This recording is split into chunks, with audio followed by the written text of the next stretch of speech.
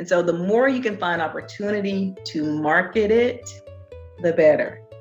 And people don't have to, they don't have to think, they don't have to, it doesn't have to sound like, I am really great at connecting people. I value X, Y, and Z. No, you don't have to read it off a script. You have to be intentional, but you have to be creative. Just like the commercials that you see. They're intentional and they're creative. And because of that, you remember them. Hello and welcome to Voices with Talking Talent, the podcast that explores the real issues people face in the workplace. This is a space to have the open and brave conversations that inspire change and spark action. We're Talking Talent, and every week we'll be joined by a different guest. Stay tuned for discussions on the issues that business leaders are trying to overcome and what the future looks like for truly diverse and inclusive organizations. Hello, I'm Andrea Paulton, your host for today's episode on creating your personal brand in the workplace.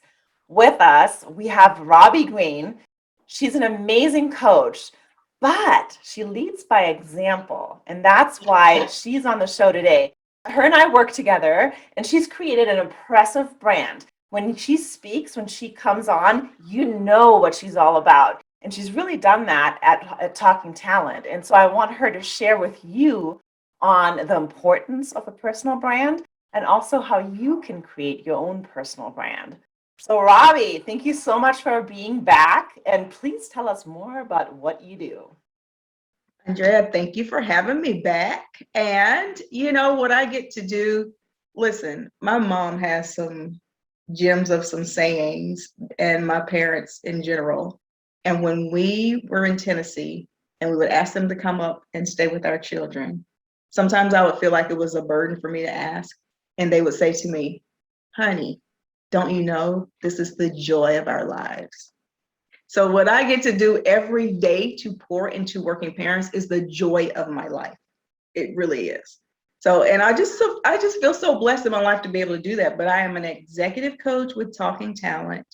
And my very specific passion is working with working parents and caregivers, helping them to be able to juggle work and life and all the things that come with it so that they can have a better quality of life in doing it. Because we know it's not always easy. Yeah. So before we get started on the actual topic of this episode, I want to ask you, you just said that this is your joy, this is your passion, and it's really clear when you speak that it is. When did you know that this is what you wanted to do? That's a good question, Andrea. And here's the deal.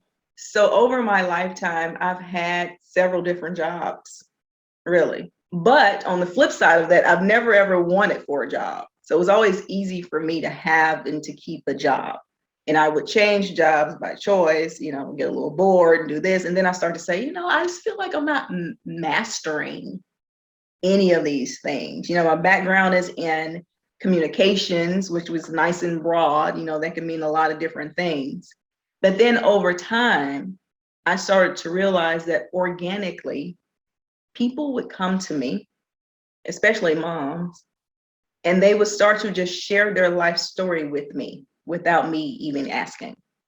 And a lot of times it would be my first time to meet these people. And they felt like, I don't know, comfortable enough to share, like, it was as if they knew I may have some words to say to make them feel better. And most of the time I did. So I just started to notice this pattern. I was like, okay, this is a real kind of thing here. And then I started to think over my lifetime, all of my work experiences, I needed them. So they led me up to this present moment to be able to speak from different industries, how work meets life and all the things that come with that, different phases of life as a parent. My children are much older now than a lot of the people that I coach. They have small children, and I can give them life experiences from that. And really, again, back to my parents. It's just like, I feel like I've been given this gift of a childhood and a family that everybody doesn't get to or have experience in their lives. But I feel compelled to say, if you didn't have it in your life, you can create it for your own family. So my parents were married for 50 years and 1 month exactly to the day my father passed away. And I have no bad memories about my childhood. None. I know that's not true for every person. And so I just feel like it's a gift that was given to me that I want to give to other people. And then just to be able to couple that with women want to work, have a career, and a family. I want to help them to be able to do those things successfully. Men want to work and have a career and a family. They also have mental load that they carry. I want them to be able to do that successfully and have a better quality of life. So that's kind of how it just kind of grew out of, wait a minute, I'm kind of giving advice here quite often, and people feel either compelled or comfortable to come to me to do that. I think there's a thing here. And then I started to think about, you know what? I'm not real interested in climbing the corporate ladder. I learned that early on, but I also learned that many women are very interested in it. And I said, there is a huge gap for people who want to have a family and a career and do it successfully. There's no outlet for them to go to figure out, how do I do this best? What do I do when I get overwhelmed? So that's kind of how it happened. That's a long answer, but that's how it happened. I love that long answer though, because you are so good at what you do. And I don't know how often you hear this, but your coachees love you. The reviews come back all the time, how amazing you are. So we're just lucky to have you, and everybody else that gets to be a coachee is lucky to have you. And I love that story. And even though we've worked together, I didn't know that story. So I'm glad that you told us and the listeners as well. So let's talk about personal brand. So I'm in marketing, so I'm thinking marketing brand, but personal brand is the same, kind of different. So can you please give us a definition? What is a personal brand in the workplace? In the workplace, your personal brand is, what do you want to be known for, and what do people know you for?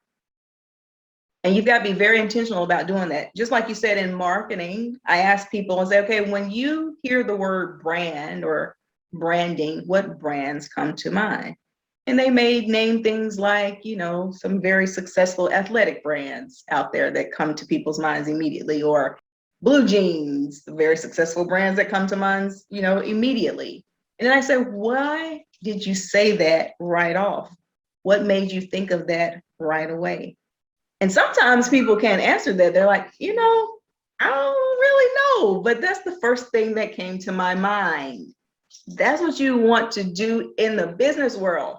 When someone comes up with a task, a project, something that they need created, done, and they say, all right, so we need someone in this space that this is going to require really connecting people across the globe, really, even maybe. Where do we go? So you want somebody to chime in immediately and say, you know what? That girl, Christy, that's who you want. She is the best connector I have ever seen. Christy has done an excellent job with putting her brand out there. So it's one thing for, let's just say Nike. Let's say Nike, even though Nike's not paying us right now. Nike, if someone came up, whoever created the swoosh for Nike, if they created that swoosh and then shopped it around the office and said, hey, check this out, what do you think? And people are going, oh, that's really cool. I think that'll look great on a shoe. Like it. But it never left the office. Who cares, right? None of the consumers know it to be their brand. We don't recognize it. We're not standing in line to buy shoes because of it, but they've done an excellent job marketing the swoosh. Every time we see it, we know immediately what it is. We have to do that. It's one thing to create the brand, but if you never market it, it's really useless. You may know who you are or who you believe to be, but let's just say you're starting off in a new position. People may not know that you're great at connecting people globally. So you have to take opportunities to be able to market that brand. Okay. And I want to get more deeper in how to do that. But first I want to ask, why is this so important? I mean, we know in marketing why it's so important, right?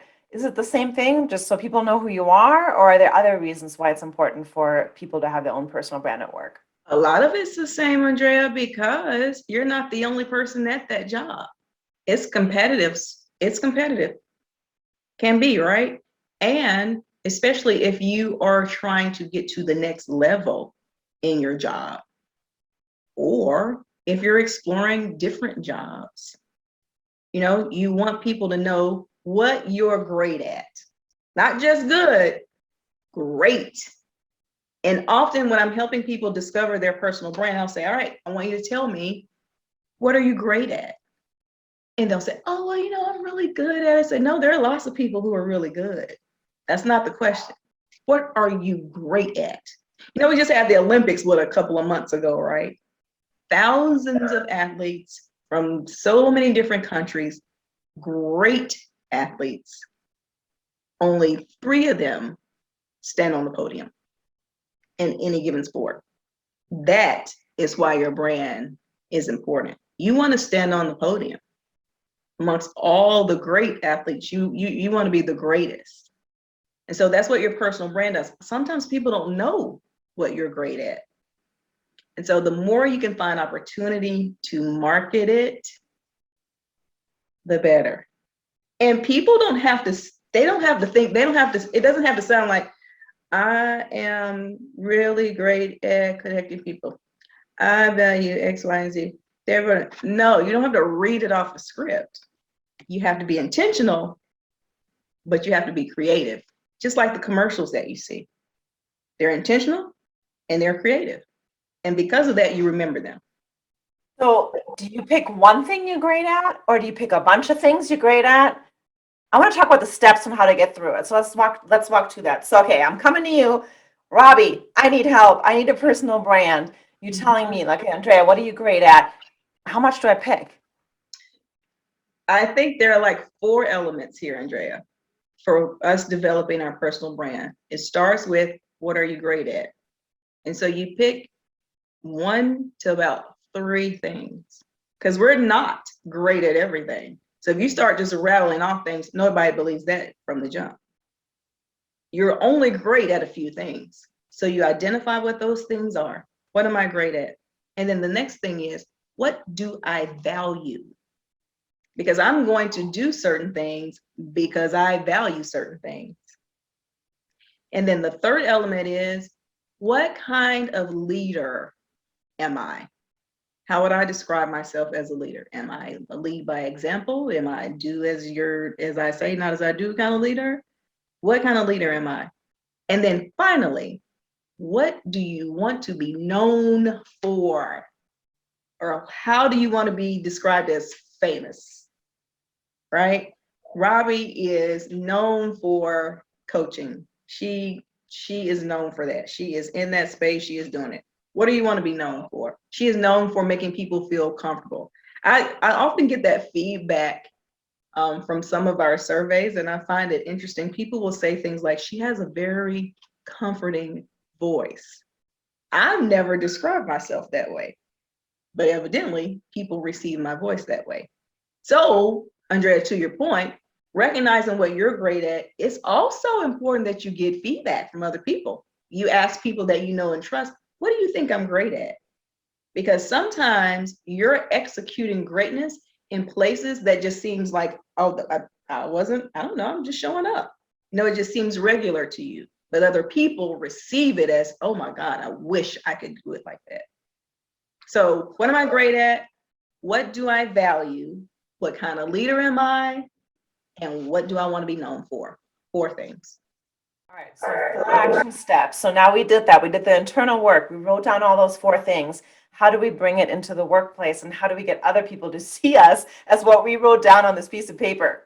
I'm so glad you asked. It's one of my favorite things, right? So that's where the marketing comes in. You have to find pockets of opportunity and time to sprinkle in your brand. That can happen a few places. Emails. You can market yourself in an email. Someone sends you an email, you reply, and you say things like, well, I'm really great at connecting people, blah, blah, blah, just back to the email. Or you're in a meeting And in conversation, you say things like, I really value honesty. And because of that, blah, blah, blah, blah, blah, blah, blah. The more you say it, it will become synonymous with who you are. People will see you and they'll say, oh yeah, there's Robbie, she's a connector. And sometimes they don't even know, they haven't even experienced you connecting people. But because you have marketed yourself in such a way, that's what they believe. Yes, I love that. I love the email that you said where like my value is and therefore I do this. I think that is really cool, and it's not at all a way where you're clearly marketing yourself. It's more guerrilla marketing. Nobody really knows what's happening. That's really smart. I like it. Exactly. And consistency, as we know, is key. You can't just do it one time. Listen, I've been telling this funny story to lots of my coachees lately. I was like, look, you're talking to the girl who wishes she could wash clothes one time and magically never have to do it again. I wish. But that's just it's not how life works. So we have to, it's kind of like talking to a teenager. You give them one job and you're like, you got one job. And I just told you, and you, oh, sorry, Mom, I forgot. That's how it is with the people you're marketing to, because you're not the only brand that's being presented. That's why you've got people that are at the top of the ladder in certain areas. And then you've got people who were consistent in their marketing and they climbed the ladder. And then they're up here neck and neck with the people that have been in that space for years. Consistency is key. So when you're climbing that ladder, do you change your personal brand? So for example, right, I come in as a marketing coordinator and my goal is to be a manager, then a director, then eventually a chief marketing officer. My values, should they change or should they always stay the same if I'm staying at the same company trying to climb? Your values should never change because that's who you are and that's what you believe. Your values should not change. The way you deliver things often needs to be tweaked because it depends on who you're speaking to, right? You got to read the room, consider the audience. And when you're having these conversations that lead to the things that you want in your own life, consider who you're talking to and what's important to them. Because it's conversation, right? So it's not just what's important to me, also what's important to this person that I'm speaking to. And how can I deliver what I want in such a way that it lands on them and they can receive it and they say, oh yeah, that lines up with what I want too. So now they hear you better. And now they want to hear more of it. So just being creative, just think about over the years, some of the top brands and how they've morphed, how they've changed with the times, how they've changed with the generations, how they change with whatever cause is apparent in the world at the time, right? You have to be savvy enough to do that because you got to be able to keep people's attention. Yeah. Yeah. So mentioning change, obviously we're in a huge, crazy time right now with change, and we have something called the Great Resignation, where a lot of people are changing companies or leaving companies to start their own companies, or they're changing their careers completely. They're going from one to the other because they're realizing, you know what, I want more in my life. I want more fulfillment. So here's my question to you, Robbie. What happens with all this change and you moving along to a different company or a different career and you have your personal brand? Do you take that personal brand from company A with you to company B? And again, same question, do you change it? Or what happens when you get there and you realize this doesn't align? My personal brand does not align with this new company I just got hired at. So what happens in those situations? That's loaded. So a few things. First off, you are going to take you with you wherever you go. And that's a conversation I'm having a lot too with people because they want to get in the movement and be part of this great resignation, right? They're considering it, but you've got to remember wherever you go, you're going to be there. And wherever there are people, there will always be conflict. I don't care where it is. Wherever there's people, always the conflict because people, different personalities, different ways of seeing things, different ways of working out problems, always there's going to be some type of conflict. So you can't escape one place thinking that you will go somewhere where it's going to be conflict free. Not a real thing. So that's the first thing to consider. Really think about why you're leaving. Now, wherever you go, your values should always follow you. Your values should never change. Now, consider what you're going to. And the thing that you want to be known for, does it align before you ever get there? That's the question. You don't want to take yourself somewhere where what you are great at, nobody really cares. You know, how does it show up here? How is it going to be better for you if you take what you're great at to this next place? So that's really the question. And then again, they're going to be different people. So then you got to tweak how you got to figure out what is important to you, Mr. Manager, owner of the company, marketing director, whatever the case may be. What's important to you? You got to find that out and then tweak your conversation so that what you need lands on them in a way that they can receive it. Okay. So now you have somebody that their personal brand is, they just get stuff done. They get stuff done fast, they're reliable, everybody knows they're going to get their stuff done. Mm-hmm. But sometimes they make mistakes because they get so much done and they get it done so fast that happens.